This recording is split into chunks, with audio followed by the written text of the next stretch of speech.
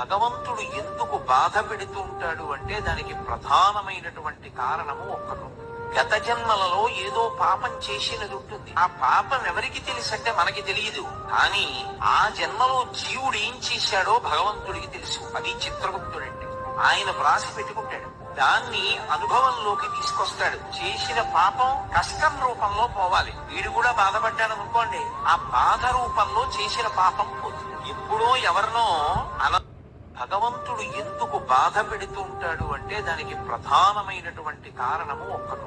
గత జన్మలలో ఏదో పాపం చేసినది ఉంటుంది. ఆ పాపం ఎవరికి తెలుసంటే మనకి తెలియదు. కానీ ఆ జన్మలో జీవుడు ఏం చేశాడో భగవంతుడికి తెలుసు. అది చిత్రగుప్తుడంటే ఆయన వ్రాసి పెట్టుకుంటాడు. దాన్ని అనుభవంలోకి తీసుకొస్తాడు. చేసిన పాపం కష్టం రూపంలో పోవాలి. వీడు కూడా బాధపడ్డాడు అనుకోండి, ఆ బాధ రూపంలో చేసిన పాపం పోతుంది. ఎప్పుడో ఎవరినో